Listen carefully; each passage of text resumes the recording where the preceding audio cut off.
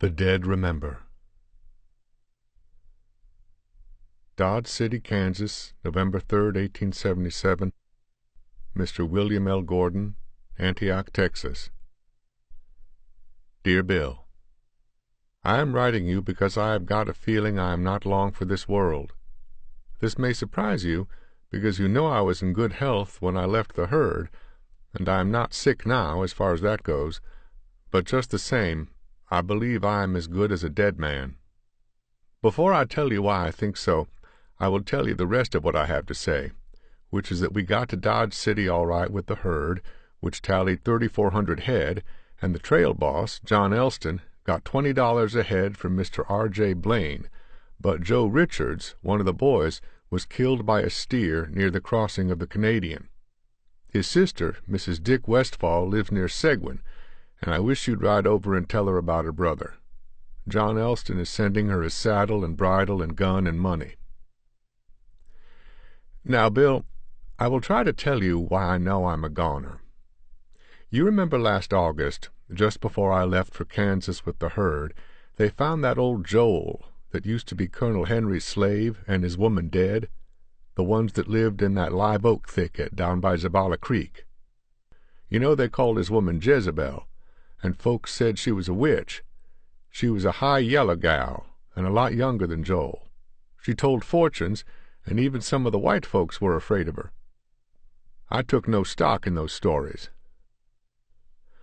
Well, when we was rounding up the cattle for the trail drive, I found myself near Zavala Creek along toward sundown, and my horse was tired, and I was hungry, and I decided I'd stop in at Joel's and make his woman cook me something to eat.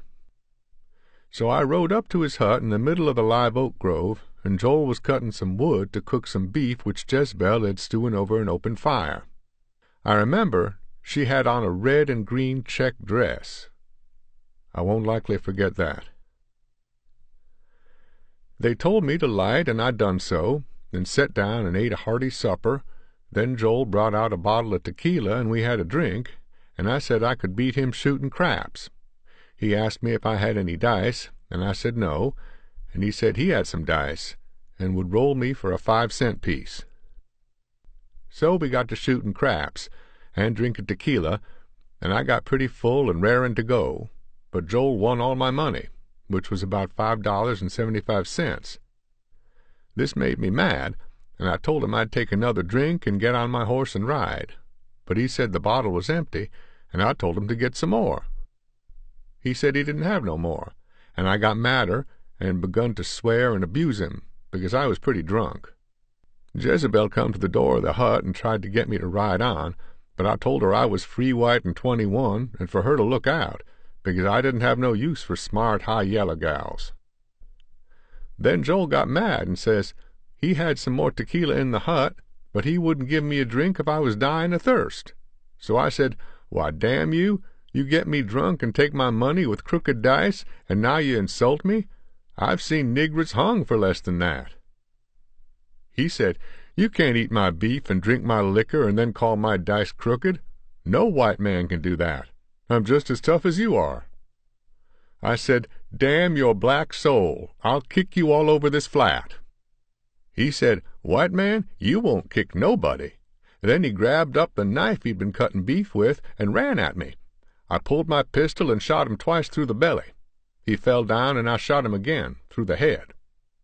Then Jezebel come running out, screaming and cursing, with an old muzzle-loading musket. She pointed it at me and pulled the trigger, but the cap burst without firing the piece, and I yelled for her to get back or I'd kill her. But she run in on me and swung the musket like a club.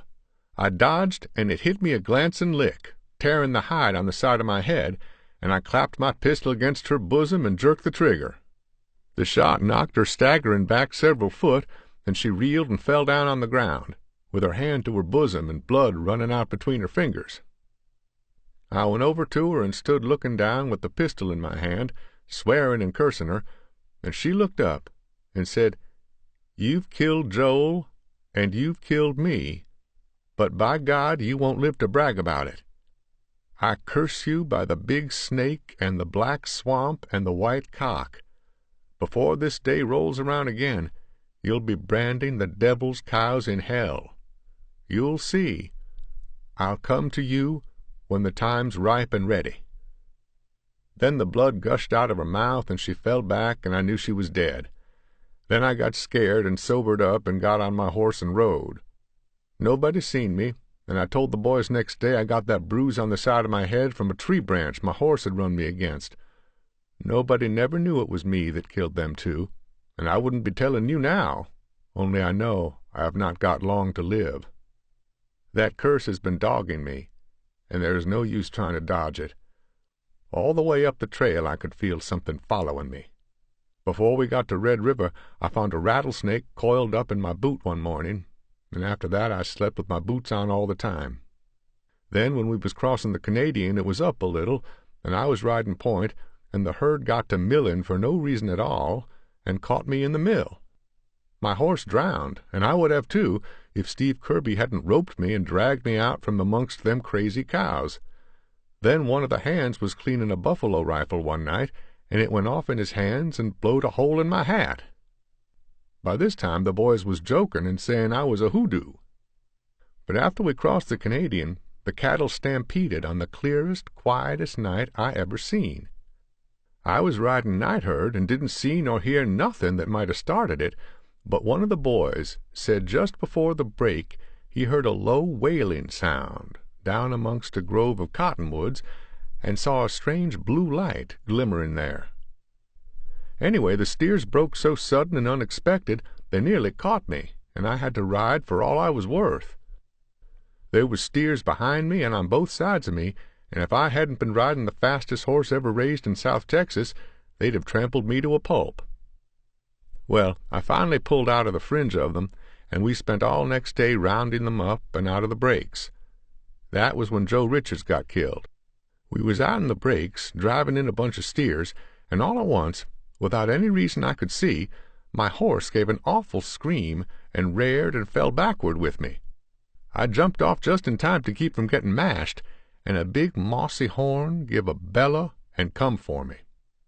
There wasn't a tree bigger than a bush anywhere near, so I tried to pull my pistol, and someway the hammer got jammed under my belt, and I couldn't get it loose. That wild steer wasn't more than 10 jumps from me when Joe Richards roped it, and the horse, a green one, was jerked down and sideways. As it fell, Joe tried to swing clear, but his spur caught in the back cinch, and the next instant that steer had drove both horns clean through him. It was an awful sight. By that time I had my pistol out, and I shot the steer, but Joe was dead. He was tore up something terrible. We covered him up where he fell, and put up a wood cross, and John Elston carved on the name and date with his bowie knife. After that the boys didn't joke any more about me being a hoodoo. They didn't say much of anything to me, and I kept to myself, though the Lord knows it wasn't any fault of mine as I could see. Well, we got to Dodge City and sold the steers, and last night I dreamt I saw Jezebel, just as plain I see the pistol on my hip. She smiled like the devil himself and said something I couldn't understand, but she pointed at me, and I think I know what that means. Bill, you'll never see me again. I'm a dead man. I don't know how I'll go out, but I feel I'll never live to see another sunrise. So I'm writing you this letter to let you know about this business, and I reckon I've been a fool, but it looks like a man just kind of has to go it blind, and there is not any blazed trail to follow. Anyway, whatever takes me will find me on my feet with my pistol drawed. I never knuckle down to anything alive, and I won't even to the dead. I am going out fighting, whatever comes. I keep my scabbard end tied down, and I clean and oil my pistol every day. And, Bill, sometimes I think I am going crazy, but I reckon it is just thinking and dreaming so much about Jezebel, because I am using an old shirt of yours for cleaning rags. You know that black and white checked shirt you got at San Antonio last Christmas. But sometimes when I am cleaning my pistol with them rags, they don't look black and white any more.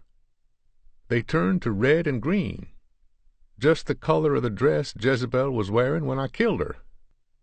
Your brother, Jim. Statement of John Elston, November 4th, 1877.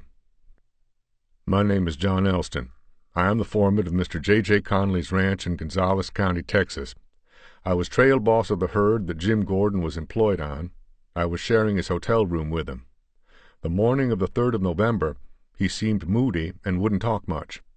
He would not go out with me, but said he was going to write a letter. I did not see him again until that night. I came into the room to get something, and he was cleaning his Colt's .45. I laughed and jokingly asked him if he was afraid of Bat Masterson, and he said, "John, what I'm afraid of ain't human, but I'm going out shooting if I can." I laughed and asked him what he was afraid of, and he said, "A high yeller gal that's been dead for months." I thought he was drunk, and went on out. I don't know what time that was, but it was after dark. I didn't see him again alive. About midnight I was passing the Big Chief saloon, and I heard a shot, and a lot of people ran into the saloon. I heard somebody say a man was shot. I went in with the rest and went on back into the back room. A man was lying in the doorway, with his legs out in the alley and his body in the door. He was covered with blood, but by his build and clothes I recognized Jim Gordon. He was dead. I did not see him killed, and know nothing beyond what I have already said. Statement of Mike O'Donnell. My name is Michael Joseph O'Donnell. I am the bartender in the Big Chief saloon on the night shift. A few minutes before midnight I noticed a cowboy talking to Sam Grimes just outside the saloon. They seemed to be arguing. After a while the cowboy came on in and took a drink of whiskey at the bar. I noticed him because he wore a pistol, whereas the others had theirs out of sight, and because he looked so wild and pale. He looked like he was drunk, but I don't believe he was. I never saw a man who looked just like him. I did not pay much attention to him after that because I was very busy tending bar. I suppose he must have gone on into the back room. At about midnight I heard a shot in the back room, and Tom Allison ran out saying that a man had been shot. I was the first one to reach him. He was lying partly in the door and partly in the alley. I saw he wore a gun belt and a Mexican carved holster, and believed it to be the same man I had noticed earlier. His right hand was practically torn off, being just a mass of bloody tatters.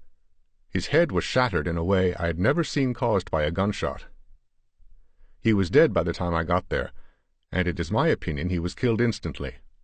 While we were standing around him, a man I knew to be John Elston came through the crowd and said, "My God, it's Jim Gordon." Statement of Deputy Grimes. My name is Sam Grimes. I am a deputy sheriff of Ford County, Kansas. I met the deceased, Jim Gordon, before the Big Chief saloon at about 20 minutes until 12, November 3rd. I saw he had his pistol buckled on, so I stopped him and asked him why he was carrying his pistol and if he did not know it was against the law. He said he was packing it for protection. I told him if he was in danger it was my business to protect him, and he had better take his gun back to his hotel and leave it there till he was ready to leave town, because I saw by his clothes that he was a cowboy from Texas. He laughed and said, "Deputy, not even Wyatt Earp could protect me from my fate." He went into the saloon. I believed he was sick and out of his head, so I did not arrest him. I thought maybe he would take a drink and then go and leave his gun at his hotel as I had requested. I kept watching him to see that he did not make any play toward anybody in the saloon, but he noticed no one, took a drink at the bar, and went on into the back room. A few minutes later a man ran out, shouting that somebody was killed. I went right to the back room, getting there just as Mike O'Donnell was bending over the man, who I believed to be the one I had accosted in the street. He had been killed by the bursting of the pistol in his hand. I don't know who he was shooting at, if anybody. I found nobody in the alley, nor anybody who had seen the killing, except Tom Allison.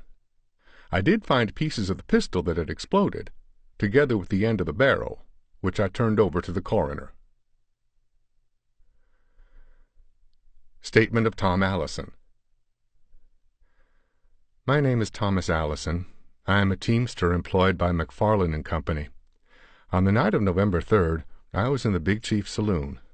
I did not notice the deceased when he came in. There was a lot of men in the saloon. I had had several drinks, but was not drunk. I saw Grizzly Gullins, a buffalo hunter, approaching the entrance of the saloon. I had had trouble with him and knew he was a bad man. He was drunk and I did not want any trouble. I decided to go out the back way. I went through the back room and saw a man sitting at a table with his head in his hands. I took no notice of him, but went on to the back door, which was bolted on the inside. I lifted the bolt and opened the door and started to step outside. Then I saw a woman standing in front of me. The light was dim that streamed out into the alley through the open door, but I saw her plain enough to tell she was a Negro woman. I don't know how she was dressed. She was not pure black, but a light brown or yellow. I could tell that in the dim light. I was so surprised I stopped short, and she spoke to me and said, "Go tell Jim Gordon I've come for him." I said, "Who the devil are you, and who is Jim Gordon?" She said, "The man in the back room sitting at the table. Tell him I've come." Something made me turn cold all over. I can't say why. I turned around and went back into the room and said, "Are you Jim Gordon?" The man at the table looked up, and I saw his face was pale and haggard. I said, "Somebody wants to see you." He said, "Who wants to see me, stranger?" I said, "A high yellow woman, there at the back door." With that, he heaved up from the chair, knocking it over along with the table. I thought he was crazy and fell back from him. His eyes were wild. He gave a kind of strangled cry and rushed to the open door. I saw him glare out into the alley and thought I heard a laugh from the darkness. Then he screamed again and jerked out his pistol and threw down on somebody I couldn't see. There was a flash that blinded me and a terrible report, and when the smoke cleared a little, I saw the man lying in the door with his head and body covered with blood. His brains were oozing out, and there was blood all over his right hand. I ran to the front of the saloon, shouting for the bartender. I don't know whether he was shooting at the woman or not, or if anybody shot back. I never heard but the one shot, when his pistol burst. Coroner's Report. We, the coroner's jury, having held inquest over the remains of James A. Gordon of Antioch, Texas, have reached a verdict of death by accidental gunshot wounds caused by the bursting of the deceased's pistol, he having apparently failed to remove a cleaning rag from the barrel after cleaning it. Portions of the burnt rag were found in the barrel. They had evidently been a piece of a woman's red and green checked dress. Signed, J. S. Ordley, Coroner, Richard Donovan, Ezra Blaine, Joseph T. Decker, Jack Wiltshaw, Alexander V. Williams.